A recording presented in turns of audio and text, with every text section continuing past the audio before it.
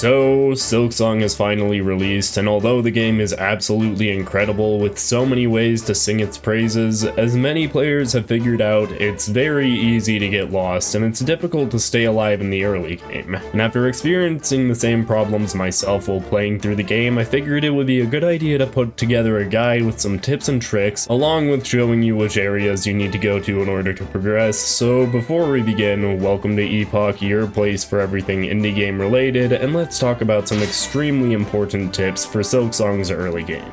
The land of Farloom, a place in which silk is valued above many other things, is a very easy place to lose your way in. With some new controls and game mechanics, it's hard to know exactly what you need to do when you get started. Of course, in the very beginning of the game, you're dropped into the Moss Grotto, the beginner-friendly introduction to the mechanics of Silksong. With almost no difficult enemies in this area, it acts as a fairly simple crash course of how to use Hornet's abilities. Notably, the basic attacks are something that will be very important to figure out early on, especially the basic downwards attack, one which allows Hornet to dive diagonally towards the floor, bouncing on the heads of enemies and pogoing off of certain obstacles. Learning how to use these abilities will lead you to the Moss Mother boss fight, a boss which uses simple dashes to attack along with occasionally summoning little moss critters. This acts as the first challenge of the player's skill, and although not necessarily punishing, serves as the first difficulty spike in the game. A few things to help if this boss is giving you struggles is making sure to downwards pogo on the Moss Mother when possible, and upward slashing when pogoing is out of the question. Avoiding or getting rid of these moss critters will make the boss fight a lot easier as well, and those two things put together should take out this boss fairly easily. After defeating the boss, you will encounter Bone Bottom, the main town for the early game section. Here you will encounter a shop that exchanges a currency called rosaries, looking like small beads, which can be collected from certain bugs in the upcoming sections, along with being stored on these strands, and using these rosaries you can buy mask jars along with several useful items. This one in particular, named the Magnetite Brooch, will make the collection of rosaries much easier, acting similar to Gathering Swarm in Silksong's sister game, Hollow Knight. It is also possible to store the rosaries you have as an item, allowing you to keep your valuables safe even if you were to meet your end. There's also a piece of craft metal which will be useful later on when crafting other items that Hornet can equip. Collecting the rosaries to purchase these items can be difficult, but there are several areas up ahead that help in that process. Going to the right of Bone Bottom will bring you to an area with a gate blocking your path. However, going to the very top of the room will bring you to this area in which you will find this wall to the right is breakable. After some small parkour, you will find an area with 60 rosaries. However, before going back to Bone Bottom, there's a battle area which after finishing leads you to this area to the right, having some rosary strands, and in the next room containing a few more. All of these should get you enough to buy the Magnetite Brooch, making rosary collection a much simpler task from here on out. After gathering the Magnetite Brooch, you should have the opportunity of uncovering the Marrow, an area which has some difficult enemies. However, after learning their attack patterns and figuring out when is the right time to either damage or run past them, you will be able to deal with them pretty easily. From the beginning of the Marrow section, you will want to go to the right, and when possible, up and to the right. In this room, you'll want to go directly to the top, going left once you've reached the top of the room, and in the next room you'll want to go to the top again,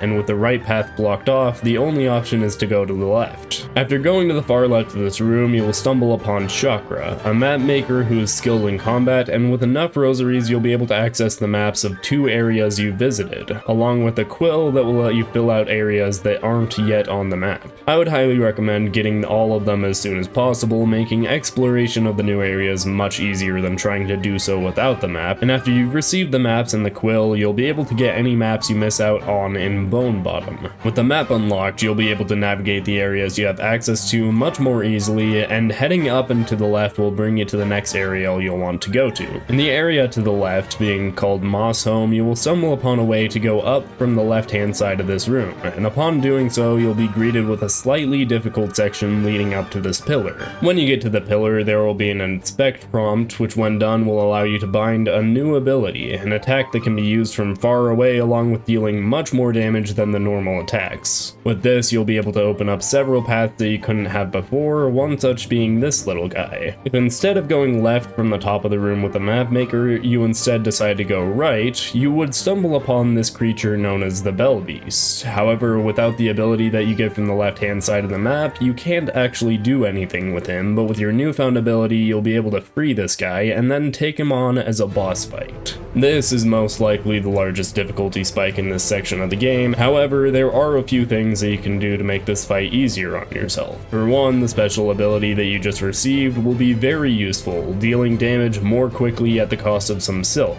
However, there are also some special cues to signify when the boss is going to use specific attacks, the main three being the jump attack, this dash attack, and this one where the Bell Beast throws bells at you. I would recommend trying to be on the ground when the Bell Beast is in the air, and in the air when the Bell Beast is on the ground. And with that in mind, the boss fight shouldn't give you too many difficulties as long as you're paying attention. With the Bell Beast boss fight done, you will now have access to fast travel stations, with Bone Bottom and the Marrow already unlocked. And after spending all the rosaries that you want at Bone Bottom, the next area that you'll want to visit is to the right of the Bell Beast arena. After running to the right for quite a while, you will stumble upon this room with an upper section that you can't reach, with a path also going to the right. To the bottom of this area, you will see this little section off to the right, not only containing a bench, but also containing an important red equipable, which will allow you to fire off 12 projectiles from a distance, being replenished each time you visit a bench. With this, going back up and to the right will bring you to a boss arena against this enemy. As the enemy deals double damage, it is important to keep a distance, so using the newly acquired abilities is very important to this fight. As with the Bell Beast, you want to try to stay on the ground when the enemy is in the air and vice versa, and after a few attempts, you will likely be able to defeat this boss with only minor difficulties. Defeating this boss will give you access to an area called the Hunter's March, which along with having plenty of ants to fight, also has some of the first difficult platforming in the game. Getting used to the downwards diagonal attack to pogo off these flowers is important throughout this entire section, as falling usually results in you landing on spikes. After going to the right repeatedly throughout the Hunter's March section, you will stumble upon an arena that is almost more difficult than the boss you just barely fought. However, using your ranged attacks, especially the one that deals increased damage, will definitely help you throughout this fight. Around halfway through, Chakra the map maker will appear, helping you defeat the enemies. However, even with the help, this arena will probably take you a few tries to finish. This will get you to this room with an air current. However, without the ability to use it, you will instead go down and to the left, stumbling upon another arena. However, this one is much less difficult than the last, and you will only have slightly further to go before reaching your next ability. After completing the arena and going to the bottom left, you will discover another pillar just like the one that gave you the ranged attack, and after binding the ability, you will be able to dash, making traveling much easier than before and will allow you to uncover several areas that you couldn't have before. Going to the left from the dash ability will bring you back into the Marrow, and heading to the right will bring you to a tall room with Chakra, allowing you to purchase a map of Deep Docks, and heading to the right again will bring you to an area which requires the dash to get to this lever. However, before going into the area past the lever, if you first hit this and go down, you will see a bench that is blocked up to your right. By going left down the elevator and then right, you will get to a small battle arena, one much less difficult than the one at the end of the Hunter's March, and after completing it, you will have a bench in Deep Docks, along with having access to a toolsmith that can make several things for you, such as the magma bell and other useful items. After sitting on the bench and going back up, you can now go to the area that was unlocked by hitting this lever, which will bring you to a boss battle against Lace, a character similar to how Hornet was in Hollow Knight, being the largest challenge up to this point and definitely acting as a skill check for players up to this point. She has many attacks, some being especially difficult as they can hit you twice, dealing double damage. However, as with all enemies, trying to stay on the ground while the boss is in the air and vice versa will help drastically. I would recommend against using the long range attack, as it does take silk away, preventing you from healing. However, if you're at full health and feeling pretty comfortable, then it will bring Lace down much faster than the normal attacks. With the dashes, knowing when to be up in the air and when to be on the ground, healing, and the long range attacks, you should be able to take down Lace with a moderate amount of difficulty. However, it is by far the largest skill check up to this point, so getting past it is no easy task. With Lace gone, there is another area to the right to explore along with new abilities to acquire, however I will be covering those in a separate video as this video is meant to only cover the very early game things. There are a few other things to mention such as the quest board in Bone Bottom allowing you to complete quests for the people of Farloom and sometimes obtain rewards, along with a few NPCs that you can uncover in those starter areas. However, as this video is more about keeping people from getting lost and less about showing every side objective,